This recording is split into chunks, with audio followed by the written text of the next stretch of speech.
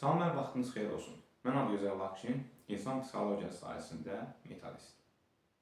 Bugünkü mövzumuzun adı insanların hər hansı bir iş müsahibəsinə gedən zaman şirkət və ya dövlət qurumu olsun, onlara daima verilən bir sual olur. Bu sual heç zaman dəyişmir. Adətən deyirlər ki, pul yoxsa karyera, yaxud karyeranın başqa bir ikinci adı şəxsi inkişaf planlanması.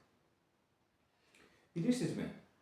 İnsanlar adətən nə üçün, yəni bu sualı verməkdə çətinlik çəkirlər, yaxud hər hansı bir cavab vermək ünsürü yoxdurmu bu suala ki, həmin işi qazanıb, yəni müsahibədən müvəffəqiyyətlə keçib, öz gələcəyini və öz arzuladığı işə keçsinlər və ya işə əldə etsinlər.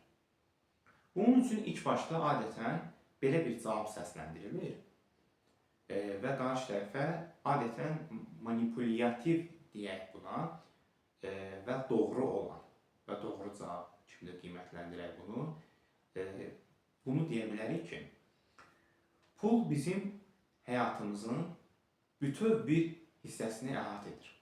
Yəni heç kəs deyə bilməz ki, mən maddiyatsız hər şey edə bilərəm. Xeyr, belə deyil. Maddiyyat insanın bütöv yaşam boyunca həyatını planlayır. Məsəl üçün, cibində 1 manatın olmasa, sən şəhər daxili bir yerdən digər yerə gedəməlisən. Diqqətinizə çatdırım, şəhər daxili, ümumiyyətlə şəhər xarici daha da artıq vəsait olmalıdır, maddiyyat olmalıdır. Və heç kim sənə gətirib o pulu verməyəcək. Özün qazanmalısan, özün şəxsi inkişafı qurmalısan. Və bir digər meyar da ondan ibarətdir ki, dedik ki, pul bizim bütöv maddiyyat bizim, yəni pul, bütöv bizim həyatımızın planlamasını əhatə edirsə, karyera isə bizim ömrü boyu, yəni iş həyatına addım atılan gündən, iş həyatı yekunlaşıb pensiya çıxan günə qədər bütöv bu hissəni və müvəffəqiyyət göstəricisini təmin edən, yəni nə deməkdir bu? Müvəffəqiyyət göstərisini göz qabağında çıxardan, adi əmək kitabçısı Turdavoy kimi və ya belə deyək, EMAS-dan baxa bilərik, Əmək və Ailə Sosial Nazirliyinin həmin sistemindən. Yəni oradan da bizim iş sahibimizə baxa bilərik. O karyera o deməkdir.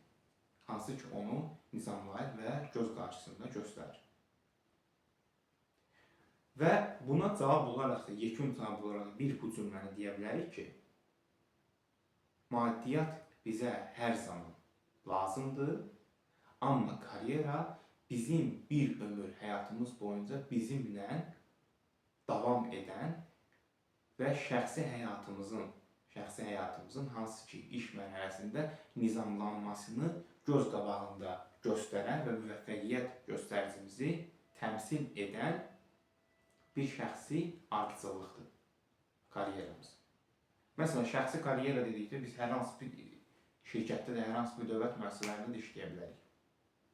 Oradan iş stajı yıxa bilərik. Hər hansı bir nazirlik olsun, agentlik olsun, komitə, komissiya, xidmətlər, fondlar, hər hansı bir şirkətlər olsun. Amma unutmayın ki, karyeranı müsbət göstərən ən yüksək amil odur ki, hər hansı bir işə daxil olan zaman çalışın orada, təbii ki, müəyyən səhhətlə bağlı olan problemlər, bu kimi ünsürlərdən fərqli olaraq, həmin işdə azı bir 2-5 il arası çalışın. Çünki həmin 2 ilə çatmayanda başqa bir yerə CV və ya başqa bir yerə sənəd verib keçən zaman təbii ki, müəyyən problemlər çıxır. Sən o işdən niyə çıxmısan? Peki, səni çıxardıblar. Səhət və ya müəyyən xəstəlik ünsürləri, problemlər xaric. Təbii ki, orada izah edirsən, müsahibələrdə təbii ki, soruşulur, baxılır. Doğrudurmu? Onun üçün hər zaman pul və yaxud karyera dedikdə, pul bizim maddiyyat, bizim bir ömür həyatımız boyunca problemlər, hər hansı bir yaşam xərclərini həll edirsə, amma karyera bizim həyat boyunca bir ömür şəxsi təşəbbüsü, şəxsi inkişafı göz qabağında tutan onu müsbət cəhətdən qarşı tərəfə aşılayan və qarşı tərəfə göstərən bir ardıcıllıqdır. Ardıcıllıq planlamasıdır. Bu qədər. Suallarınız olduğu təqdirdə şərh bölməsinə yazıb soruşa bilərsiniz.